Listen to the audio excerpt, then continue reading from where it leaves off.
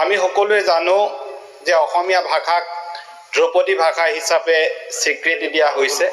আৰু অসমীয়া ভাষাক ধ্ৰুপদী ভাষা হিচাপে স্বীকৃতি দিয়াৰ যি আমাৰ মূল বৈশিষ্ট্য যে অসমীয়া ভাষাটো প্ৰায় 1500 বছৰ পুৰণি ভাষা সেই কথা বা অসমীয়া ভাষাৰ প্ৰাচীনত্ব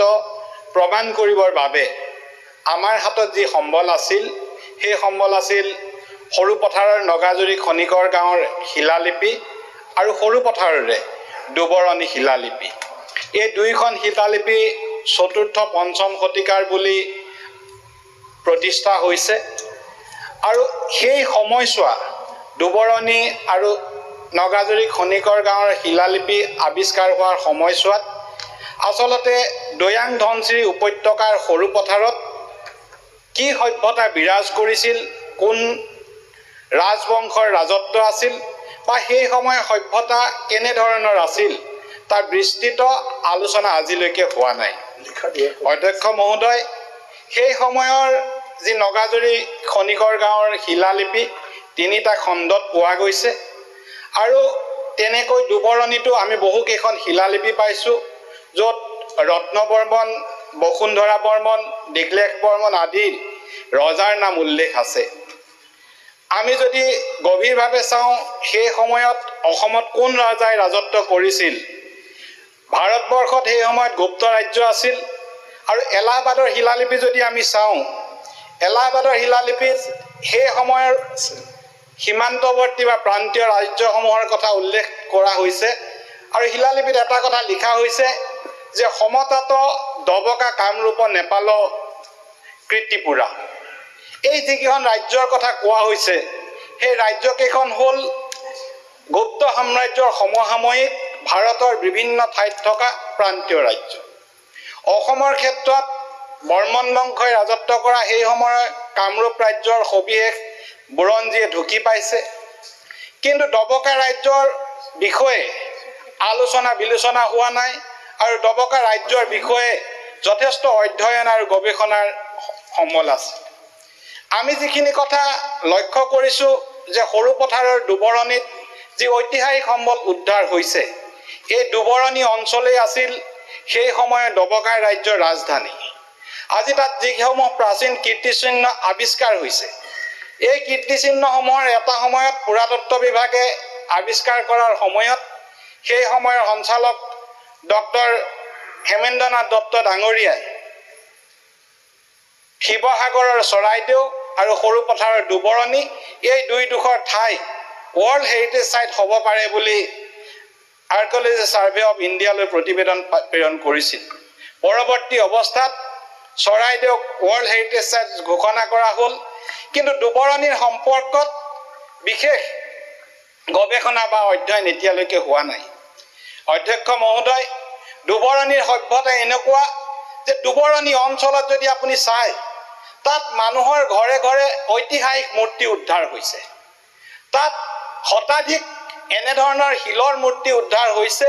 যিবিলাকে এটা সময়ৰ সভ্যতা আৰু সংস্কৃতিৰ এটা ৰাজত্বৰ পৰিচয় দিয়ে দুবৰণীত আমি কিছুদিনৰ পূৰ্বে যোৱা 21 ফেব্ৰুৱাৰী তাৰিখে তাতে আৱিষ্কৃত সূৰ্য মূৰ্তিক লৈ এভাগ মন্দিৰ প্ৰতিষ্ঠা কৰিছোঁ অধ্যক্ষ মহোদয় যিভাগ সূৰ্য মূৰ্তি তাত আৱিষ্কাৰ হৈছে এই সূৰ্য মূৰ্তিৰ হাতোটা ঘূৰাই টানি নিয়া এখন ৰথত এজন সাৰথী আছে তাত সূৰ্য দেৱতাৰ মূৰ্তি আছে আৰু তাতে সূৰ্যৰ দুইগৰাকী পত্নী সন্ধ্যা আৰু ছায়াৰ মূৰ্তি আছে একেডোখৰ শিলতে দুবৰণীৰ আশে পাশে বিভিন্ন ঠাইত ইটা কিছুমান পোৱা যায় এনেকুৱা জেগা পোৱা যায় যে এবিঘা দুবিঘা মাটিত ইটা কিছুমান আছে যিবিলাক ইটা চেপেটা আৰু হাজাৰ বছৰ পুৰণি ইটা দুবৰণীৰ যি ঐতিহাসিক ক্ষেত্ৰ আছে এই ঐতিহাসিক ঠাইটুকুৰা যিখিনি আৰ্কিঅলজি ডিপাৰ্টমেণ্টে লৈ থৈছে তাৰ চাৰিওফালে পুখুৰী আছে এই পুখুৰীৰ মাজত যি ৰাজধানীৰ ভগ্নাৱশেষ আছে ৰজাদিনীয়া ঘৰৰ অৱশেষ আছে কোৱা হয় যে কৌটিল্যৰ অৰ্থশাস্ত্ৰত যি জলদুৰ্গৰ ব্যৱস্থাৰ কথা উল্লেখ আছে তাৰ সমপৰ্যায়ত দুবৰণীত এক ৰাজধানী নিৰ্মাণ কৰা হৈছিল অধ্যক্ষ মহোদয় দুবৰণী অঞ্চলত যি বিষ্ণু মূৰ্তি আৱিষ্কাৰ হৈছে এই বিষ্ণু মূৰ্তি যদি চাই আপোনালোকে ছ'চিয়েল মিডিয়াটো পাব এই বিষ্ণু মূৰ্তিৰ অৱয়ব হুবহু আজি অযোধ্যাৰ ৰাম মন্দিৰৰ অৱয়বৰ লগত 70% মিল আমি দেখিবলৈ পাম আজিৰ পৰা প্ৰায় 1700 বছৰ পূৰ্বে দুবৰণী অঞ্চলত সৰু পথাৰত যি ডবকা ৰাজ্যৰ ৰাজধানী আছিল সেই ডবকা ৰাজ্যৰ পৰা ধনশিৰি নদীয়েদি বহিৰাজ্যৰ লগত বেপাৰ বাণিজ্য কৰিব পৰাকৈ ধনশিৰি নদীৰ পৰা এটা ডেক নিৰ্মাণ কৰাৰ এটা নলা নিৰ্মাণ কৰি নাও আহিব পৰাৰ ব্যৱস্থা আছে দুবৰণী অঞ্চলত ভগৱান বৰাহৰ মূৰ্তি আৱিষ্কাৰ হৈছে ভগৱান বৰাহৰ মূৰ্তি আৱিষ্কাৰ কৰা অসম তথা অন্য অঞ্চলত নাই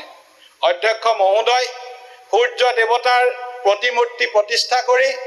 মন্দিৰ নিৰ্মাণ কৰা ইমান সহজ কথা নহয় কোনাকৰ মন্দিৰ নিৰ্মাণ হৈছিল কিন্তু কোনাকৰ মন্দিৰতো উৰিষ্যাত সূৰ্য দেৱতাৰ পূজা অৰ্চনা সম্ভৱ হোৱা নাই আজি দুবৰণীত যিবিলাক ঐতিহাসিক সম্পদ আৱিষ্কাৰ হৈছে সেই সম্পদবিলাকৰ সম্পৰ্কত আমি যদি গুৰুত্ব সহকাৰে আলোচনা কৰোঁ অধ্যয়ন কৰোঁ গৱেষণা কৰোঁ মোক অকণমান সময় দিয়ক অধ্যক্ষ মহোদয় অসমৰ ইতিহাসৰ এটা গুৰুত্বপূৰ্ণ সময়ৰ কথা মই কৈছোঁ মোক অকণমান সময় দিবলৈ অনুৰোধ জনাইছোঁ হৈছে টাইম নাই আৰু সেই সময়ছোৱাৰ যদি 1 মিনিটত সেই সময়ছোৱাৰ যদি অধ্যয়ন আমি কৰোঁ অসমৰ বুৰঞ্জীৰ এটা নতুন অধ্যায় মুকলি কৰিব পৰা হ'ব য'ত কামৰূপ আৰু ডবকা দুখন ৰাজ্যৰ কথা এলাহাবাদ লিপিত আছে যি শিলালিপিত আজি দুবৰণী শিলালিপিত মহাভাৰতৰ কথা উল্লেখ আছে যি দুবৰণী আৰু নগাজৰি শিলালিপিত অসমীয়া ভাষাৰ প্ৰাচীনত্ব উপলব্ধি আছে মই অনুৰোধ জনাওঁ এই দুবৰণী অঞ্চল দেৱভূমি দুবৰণীৰ ওপৰত অধিক গৱেষণা হওক পুৰাতত্ত্ব বিভাগ আৰু অসমৰ শিক্ষা বিভাগে গৱেষণাৰ ব্যৱস্থা কৰক বিশেষকৈ অসমীয়া ভাষা ধ্ৰুপদী ভাষা হিচাপে স্বীকৃতি হোৱাৰ পাছত ধ্ৰুপদী ভাষাৰ জৰিয়তে গৱেষণাৰ যি ব্যৱস্থা আছে সেই ব্যৱস্থাৰ জৰিয়তে দুবৰণী অঞ্চলত ব্যাপক গৱেষণা কৰি এই অঞ্চলৰ ইতিহাস উদ্ধাৰ কৰিবৰ কাৰণে মই মাননীয় সদনৰ জৰিয়তে শিক্ষা মন্ত্ৰী মহোদয়ক অনুৰোধ জনালোঁ আপুনি বিচৰা বাতৰি পাব কেৱল নিউজ 18 এপত নিউজ 18 এপ ডাউনলোড কৰিবলৈ স্ক্যান কৰক এই QR কোড গুগল প্লে ষ্টৰতো পাব এই নিউজ 18 এপ